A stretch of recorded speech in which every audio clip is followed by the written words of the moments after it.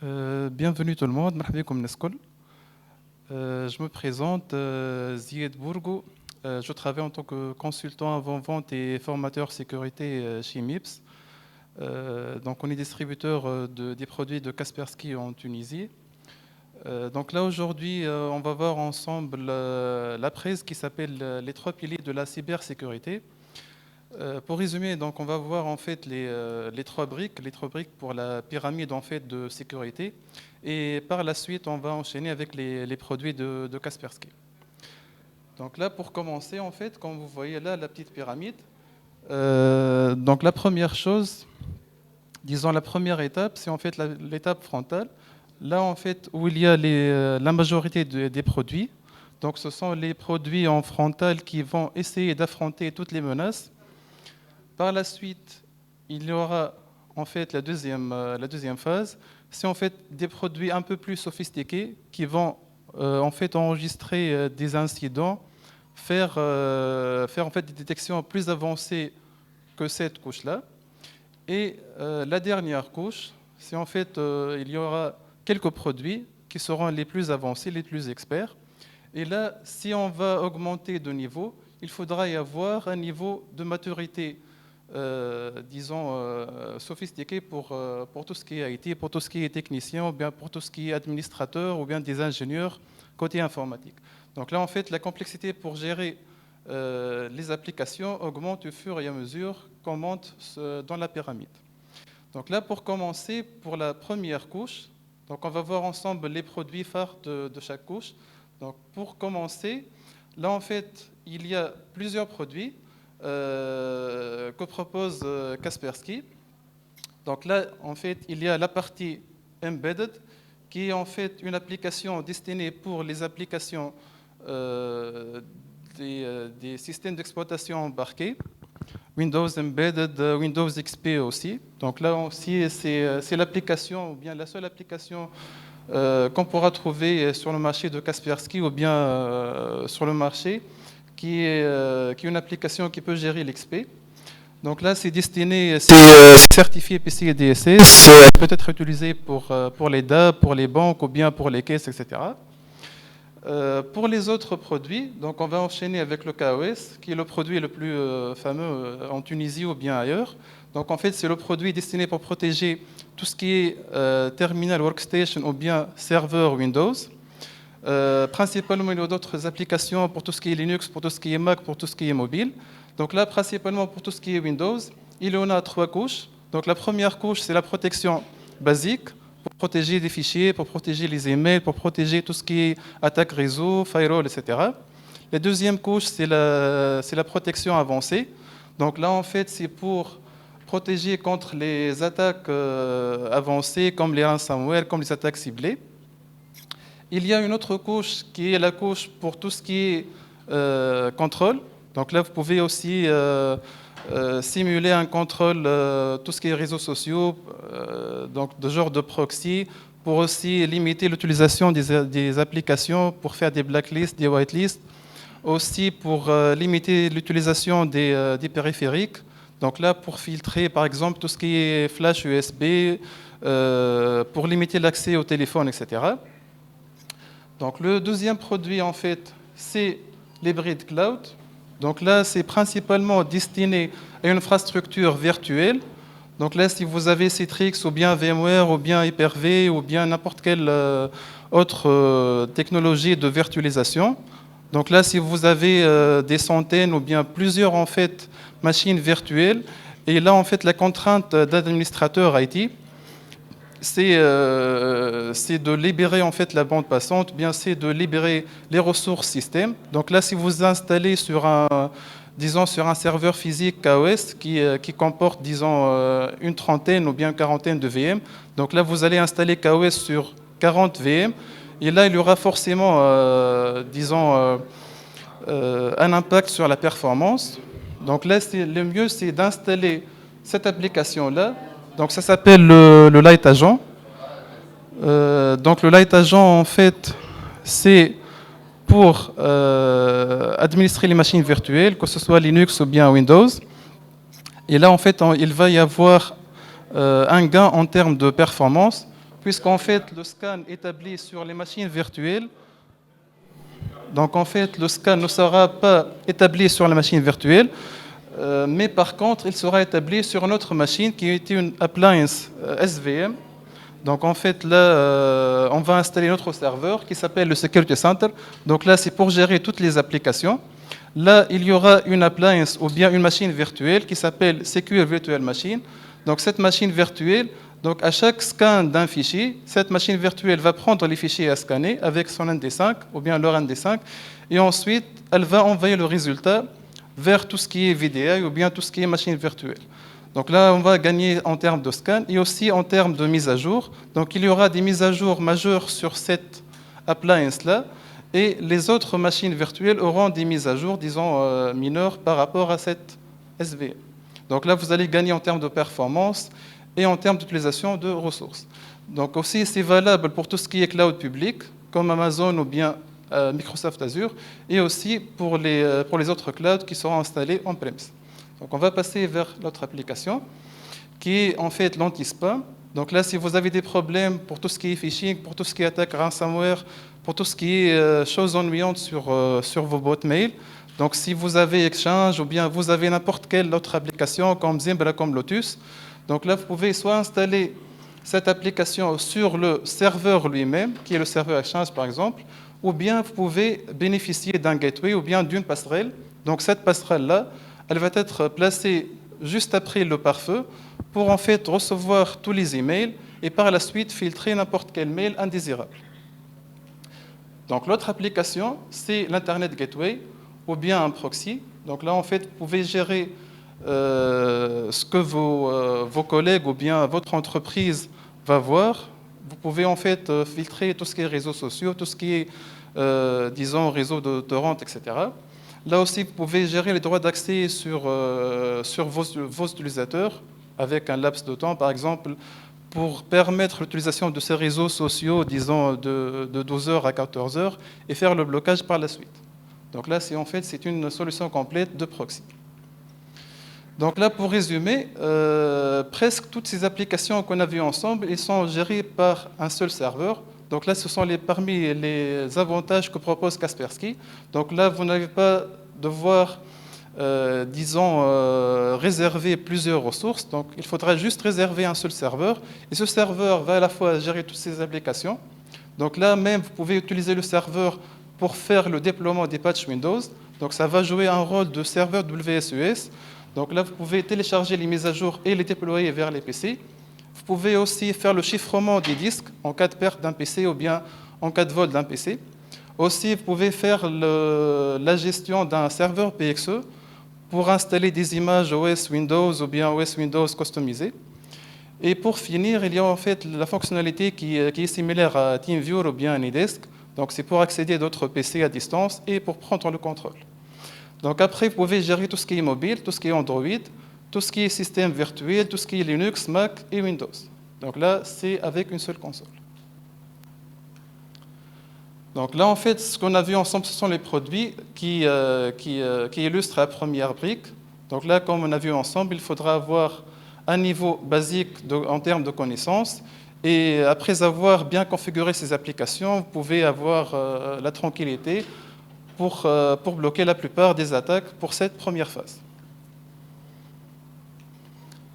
Donc après, je vais vous laisser, si vous avez des questions éventuellement, donc on va voir ça ensemble. Sinon, pour la deuxième phase, donc là, on va voir d'autres produits avec d'autres technologies plus avancées. Donc on va enchaîner avec le DR Optimum. Donc là aussi, c'est le produit, disons, c'est la grande nouveauté qui a eu un succès en Tunisie comme en Afrique ou bien dans le monde. Donc là, qu'est-ce qui est le DR? C'est Endpoint Detection and Response, surtout pour les ransomware avancés, surtout pour les attaques sophistiquées. Donc là, le premier avantage, c'est que vous allez utiliser le même serveur. Donc le Kaspersky Security Center qu'on a vu tout à l'heure pour administrer le mobile, le Linux, le Mac, etc. Donc là aussi, avec le même serveur, vous pouvez gérer cette solution. L'autre deuxième avantage, c'est que vous n'allez pas déployer une application lourde sur les clients. Donc vous allez juste installer une très petite application sur les clients ou bien sur les endpoints. Donc, qu'est-ce que l'EDR va ajouter? C'est en fait une couche plus avancée pour détecter les attaques. Donc, en fait, il ne va pas utiliser les bases de signature classiques. Donc, il a des artefacts. Il a la possibilité de simuler en fait les attaques pour voir l'enchaînement. Donc, si un ransomware il est détecté sur votre réseau, donc il va l'intercepter, il va le scanner, il va vous montrer que ce ransomware va se connecter sur Internet via une adresse IP publique bien connue. Il va par exemple faire un enchaînement pour modifier des clés de registre, pour aussi démarrer des services et par la suite pour faire son travail de chiffrement. Donc là, vous allez voir tout ça illustré sur un incident. Vous allez voir aussi la victime ou bien l'appareil sur lequel cette détection a été faite, donc avec son adresse IP, etc. Donc c'est quoi en fait l'autre avantage? C'est que si cette attaque peut se propager via le réseau, donc automatiquement l'EDR va isoler cette machine. Donc vous n'allez pas vous amuser à trouver quel est le PC qui a été touché par un ransomware et est-ce que ce ransomware-là a été, disons, envoyé par le réseau ou bien s'est propagé par le réseau. Donc l'isolement va être fait automatiquement sans votre intervention. La deuxième chose pour tout ce qui est détection, donc là en fait il y a la prévention d'exécution. Donc lorsque vous allez être notifié par email qu'une machine quelconque a été touchée par un EDR, donc vous allez intervenir avec un clic, vous allez cliquer sur Prevent Execution. Donc là, en fait, à chaque fois que ce fichier a été copié ou bien a été trouvé sur le réseau, donc si un utilisateur qui n'est pas vraiment très connaisseur en termes d'informatique, donc il va cliquer dessus, et là, en fait, l'exécution va être bloquée automatiquement par KOS ou bien par EDR. La troisième chose, c'est le scan IOC, ou bien l'indicateur de compromis. En fait, comme une attaque ransomware touche votre réseau, donc la deuxième chose à faire après avoir débranché le câble réseau manuellement, donc là, vous allez chercher quelles sont les cibles qui ont été touchées. Éventuellement un serveur ou bien un autre PC, etc.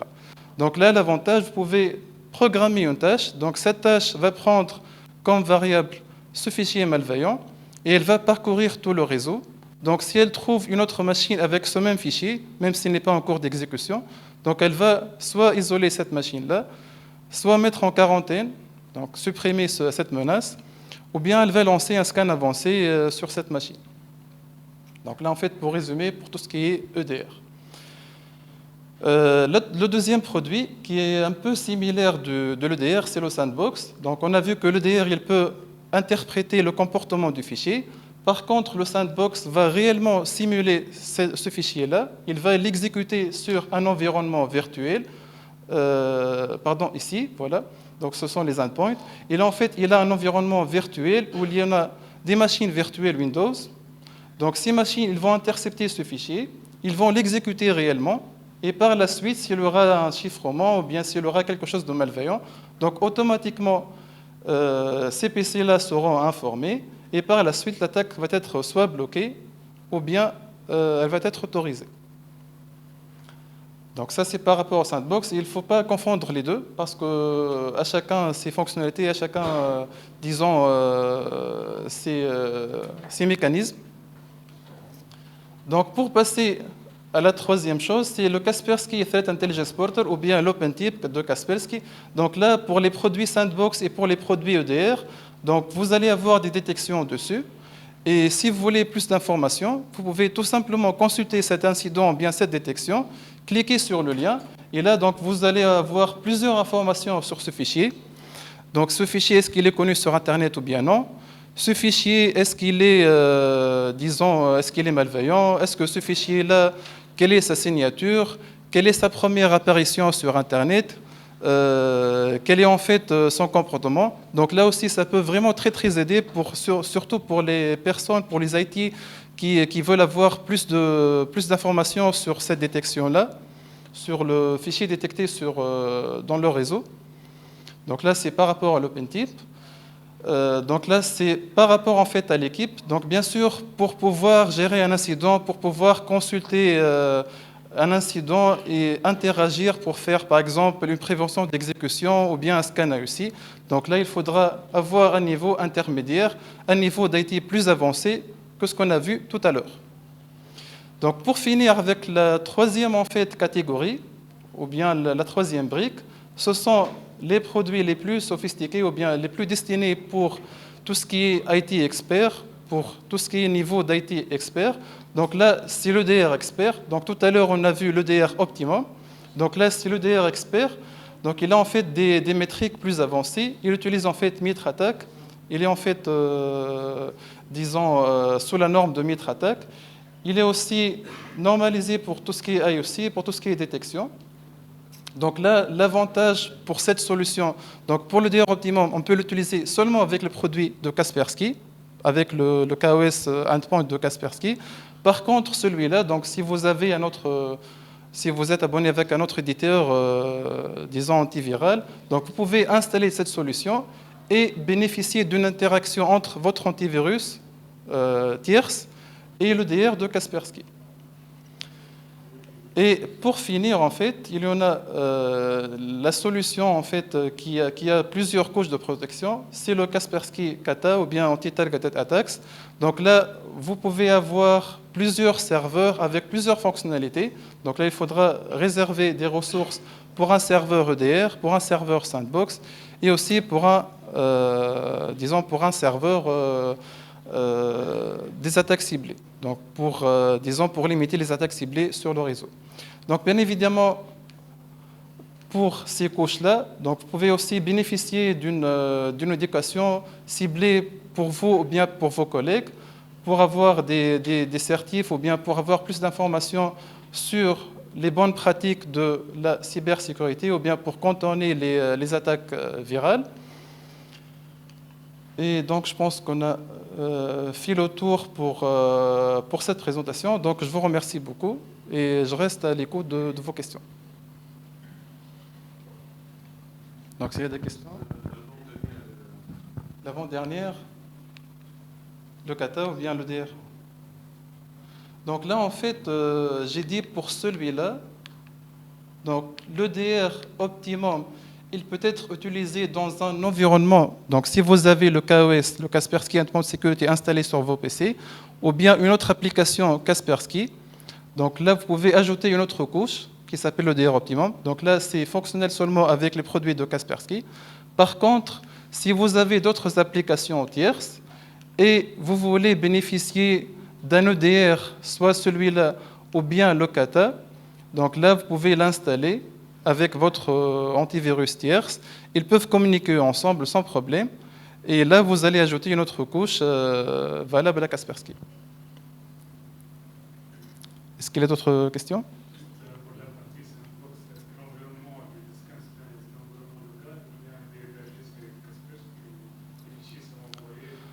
En fait, c'est 100% local, mais par contre, pour le sandbox, pour en fait interpréter les résultats, donc il est en fait connecté vers Internet. Donc il aura une base de, disons, de score. Donc là, en fait, il va contacter le KSN, que le Kaspersky Security Network, pour avoir, disons, une crédibilité pour chaque fichier. Et aussi, il va simuler avec ces mécanismes, en fait, l'exécution de ce fichier malveillant. Donc, en fait, il a les deux. Pour répondre à votre question, pour le sandbox, je pense qu'il y aura, en fait, une autre solution 100% cloud pour le sandbox. Vous avez une question? Oui.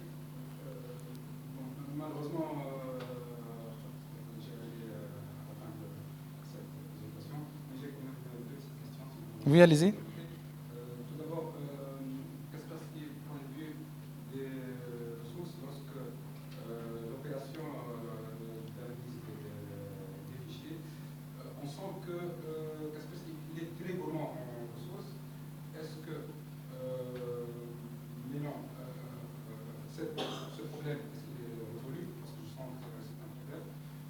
Tous les utilisateurs, je ne veux pas utiliser le mot souffrir, mais quand même ils souffrent de leur équipement. Pardon, vous parlez lors du scan ou bien en général? D'accord, d'accord, oui. Je viens de dire lors de l'opération de terrorisme. D'accord, oui. La seconde question, c'est la base de données antivirale. Quelle est la fréquence de la mise à jour de cette base de données? Donc, je vais répondre à la deuxième question avant. En fait, la bonne pratique volée pour la mise à jour, Non, non, non. la fréquence, vous la configurez en fait. La fréquence des mises à jour, vous pouvez la configurer. Donc, vous pouvez dire à votre serveur, Côté serveur et client. les deux. Donc, je vais vous dire quelles sont les options. En fait, côté serveur, le serveur, attendez, je vais vous montrer. Donc, le serveur, lui, il va faire une mise à jour, et par la suite, les endpoints, ils vont faire aussi leur mise à jour. Disons, les PC administrés. Donc, déjà, pour celui-là, vous pouvez le configurer. Donc, ça dépendra de votre bande passante. Disons, chaque 2 heures, ou bien chaque 3 heures, ou bien chaque heure. Donc là, il va y avoir des mises à jour, disons, alpha. Juste une petite mise à jour pour ajouter des bases de signature à votre base existante. Donc ça, c'est pour commencer. Pour les endpoints, en fait, vous pouvez aussi les planifier, soit chaque 4 heures, soit chaque 3 heures, c'est comme vous voulez. Et aussi, il va y avoir des mises à jour, disons, de quelques mégas, juste différentielles. Donc là aussi, pour les personnes qui ne sont pas au travail ou bien au boulot, etc., donc vous pouvez les laisser faire des mises à jour via Internet. Vous pouvez aussi, si vous avez plusieurs sites distants, donc, programmer, disons, des agents de mise à jour, des points de relais. Donc vous avez 3 sites, disons un site où il y a le KAC, 2 sites distants. Donc vous ne voulez pas que tout le monde télécharge des 2 sites les définitions. Donc vous allez définir 3 ou bien 4 agents de mise à jour. Donc ces agents vont télécharger les mises à jour depuis celui-là, et les autres qui sont localisés sur le même site, ils vont prendre les mises à jour en local. Pour répondre à la première question, excusez-moi, pour la première question, pour le scan, donc là, il faudra déjà vérifier les prérequis. Donc, si les PC, ils ont les prérequis qui sont désignés sur Internet, donc en termes de RAM, en termes de disque, en termes de processeur, surtout processeur et RAM, et vous avez en fait 2 choix. Donc, vous pouvez lancer le scan lorsque le PC il est inactif. Donc, si quelqu'un verrouille son PC avec le Windows L, donc automatiquement le scan va commencer. S'il revient, il va faire une pause et par la suite, il va continuer au fur et à mesure. Donc, ça va prendre, disons, 10 jours, mais quand même, ça ne va pas interrompre l'activité de l'utilisateur. Donc, ça de 1. Ou bien de 2, vous pouvez soit laisser les PC, par exemple, ouverts ou bien après l'heure de travail. Sinon, si vous avez tout ça, donc vous pouvez revenir vers moi sans problème. Donc on va voir ça ensemble entre nous. Juste une autre question. Vous avez dit qu'avec l'espèce qu'on peut faire la mise à jour de Windows, au lieu d'utiliser le Oui. est-ce que Windows seulement ou pour les produits Microsoft? Tous les produits Microsoft. Donc c'est comme le WSUS. Donc vous pouvez faire les mises à jour d'Exchange, de SQL. De Windows, d'Office. C'est comme l'interface WSUS. Donc, il y a en fait tous les produits Windows. En plus de ça, il y a des produits tierces, comme Mozilla, comme Chrome, comme TeamViewer, comme SetZip, etc. Et en fait, ça ne va pas impacter l'Active Directory. Ça va rien créer sur Active Directory.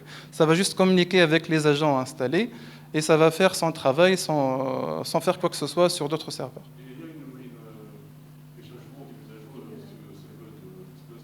Bien sûr, oui. Il faudra réserver un espace et par la suite, vous pouvez faire une configuration pour que ces mises à jour soient effacées automatiquement. Je voulais revenir sur la partie sandbox. Oui. Là où vous avez dit qu'il y a une interprétation du ransomware du Verdin et il va des sécurité pour voir ce qu'il a pas. Oui. Donc, cette exécution se fait, mon collègue nous a demandé, est-ce qu'elle se fait en local ou externe? Elle se fait sur votre serveur, mais là en environnement isolé. C'est complètement isolé. Et après, en fait, ces machines seront réinitialisées. Donc, vous n'allez rien trouver dessus. Vous allez juste trouver les résultats seulement. Donc, il n'y a rien à craindre. Non. Il n'y a rien à craindre.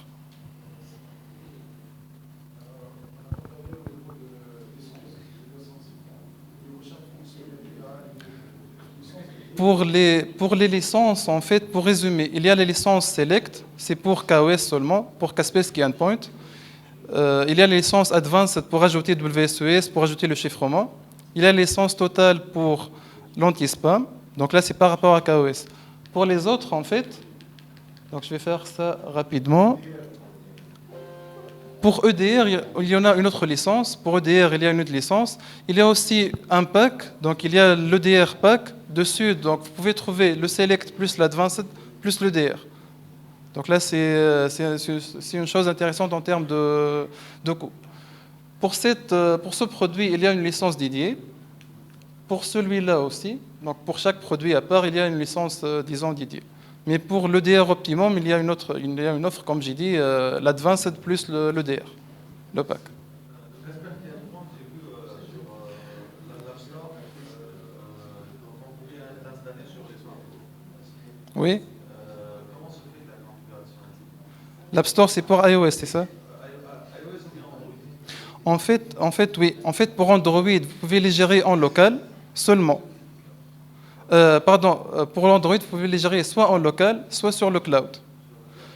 Pour tout ce qui est iOS, ou bien pour tout ce qui est, disons, tablette Mac, donc là, c'est gérable seulement sur le cloud. C'est par rapport à une politique d'Apple.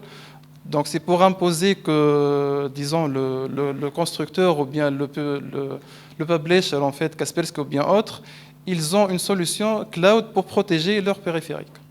Donc là, ça a été autrement géré en premise aussi, mais maintenant, c'est gérable seulement sur le cloud. Je pense que vous avez un produit qui est destiné pour gérer tout ce qui est flotte mobile, que ce soit des tablettes, smartphones ou même des PC. Oui, Et c'est un produit qui permet de garder que l'application MIDI, donc sur l'Android, smartphone ou autre.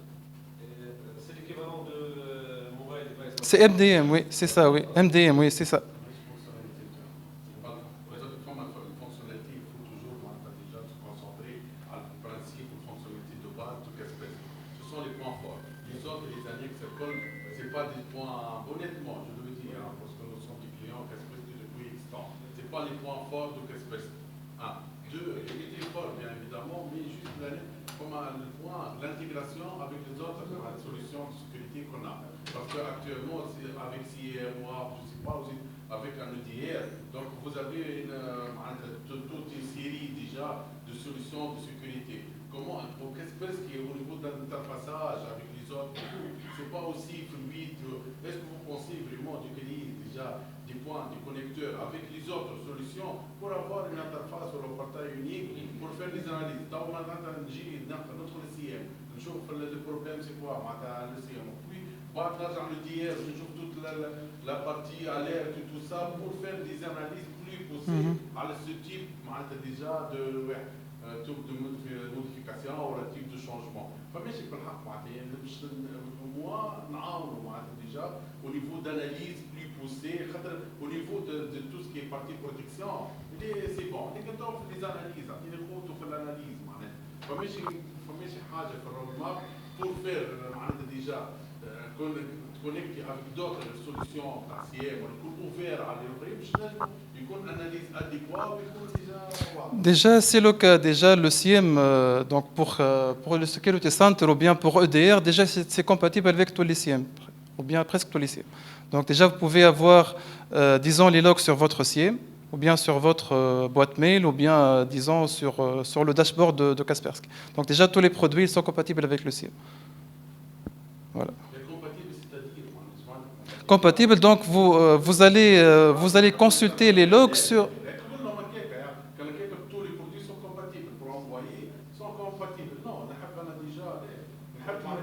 Vous avez le Security Center, si vous voulez. Donc, le Security Center, il va englober tous les logs d'EDR ou bien de KOS ou bien de mobile ou bien n'importe quelle application. Donc, ce qu'on a vu là, en fait, donc tous les logs de toutes ces applications-là, vous pouvez les trouver sur un seul serveur centralisé qui est le KSC. Donc, sur ces logs ou bien sur ces rapports, ou bien, comme j'ai dit, vous pouvez aussi les exporter sur votre CIEM. Donc, une seule interface pour exporter tous ces logs-là.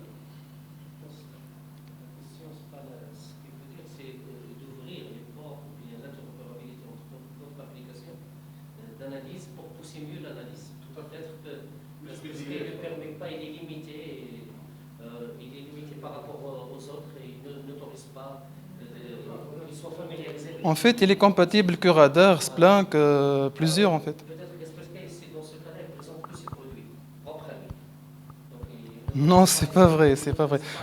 Non, non, il y a. C'est l'analyse pour mieux détecter des choses. Bah peut-être, oui. D'accord, peut-être. Pardon, excusez-moi, donc Sam Tajin Kaspersky, ce que je trouve un peu léger en termes de. Je ne suis pas technique. Hein. La seule chose que je peux vous dire, moi, aujourd'hui, c'est que j'ai énormément de sociétés bancaires, donc avec des forts développeurs chez eux, et on est quasiment on est interopérable avec toute leur technologie aujourd'hui. Donc clairement, là, on vous a présenté la partie EDR Optimum, qui est pour une équipe IT, on va dire, un peu plus experte. Aujourd'hui, on déploie énormément de Kata EDR experts. Donc ça, c'est amené à des équipes beaucoup plus, on va dire, matures en termes de sécurité. Et aujourd'hui, on n'a aucun problème avec l'interopérabilité de leurs SIEM, de leurs équipes SOC, etc., etc. D'ailleurs, c'est des technologies qui sont appréciées des SOC externes. Donc aujourd'hui, vous avez peut-être vous posez cette question, mais moi je me la pose vraiment pas. Clairement, je me la pose pas parce que c'est j'ai énormément de clients dans le bancaire, dans la partie finance, etc., qui travaillent avec nos solutions et qui sont contents de la possibilité, surtout de la contextualisation des informations qu'on est capable de leur donner. Si tu remontes juste un instant sur la partie Threat Intel, s'il te plaît, aujourd'hui. Le dernier slide, la partie Threat Intel où il y avait... Voilà, celle-là, revient. Ouais, bon, on peut rester sur Kata, c'est pas... Toutes ces solutions-là, là, cette solution anti-target, etc., vous imaginez, Kaspersky est le leader mondial dans tout ce qui est renseignement. C'est le terme technique, hein. Enfin, en français, en traduction, c'est renseignement. Ça fait un peu peur à certains, ça donne toujours l'impression que c'est voilà, c'est ça, c'est ça, c'est de l'espionnage. Non, c'est la Threat Intel. Et aujourd'hui, on est un des premiers mondiaux, clairement. On vend énormément de rapports. D'ailleurs, avec le gouvernement tunisien aussi, on partage certains rapports quand on a sur le paysage des menaces, etc. Donc, on a cette contextualisation.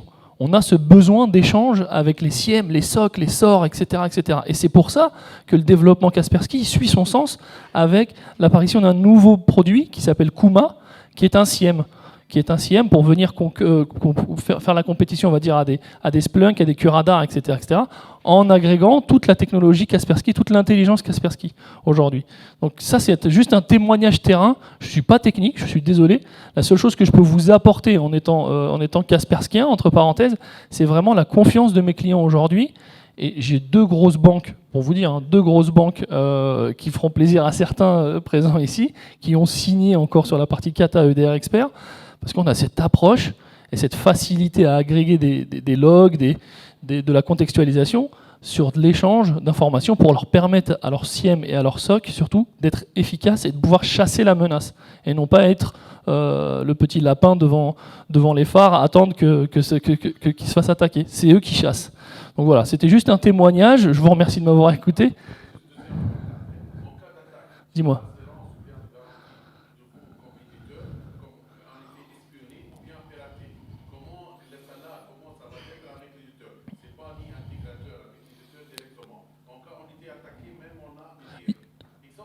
On signe pas. Alors, on n'a pas de contrat entre eux. Ah, j'ai cru qu'il voulait nous poser une question. 2 minutes, il est parti. Dis-moi. Ouais, je te comprends.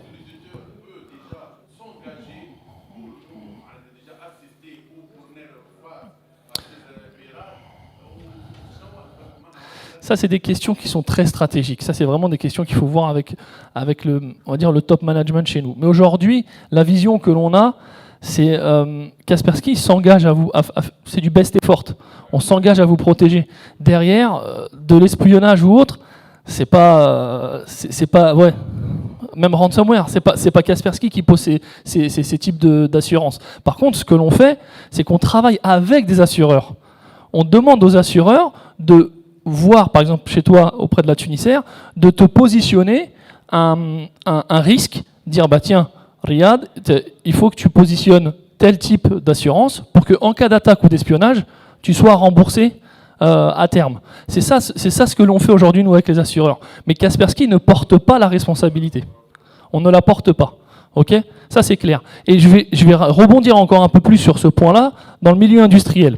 Aujourd'hui, dans le milieu industriel, Kaspersky fait de la cybersécurité industrielle. Il y a un point qu'il ne faut pas oublier, c'est que majoritairement, les industriels sont tous assurés sur de l'arrêt de chaîne de production ou autre, etc. Ils n'avaient pas vocation à penser aux attaques cyber, parce que sur des lignes automatisées, ils n'avaient pas cette pensée-là. Aujourd'hui, elle est présente. Les ransomware, on en a parlé.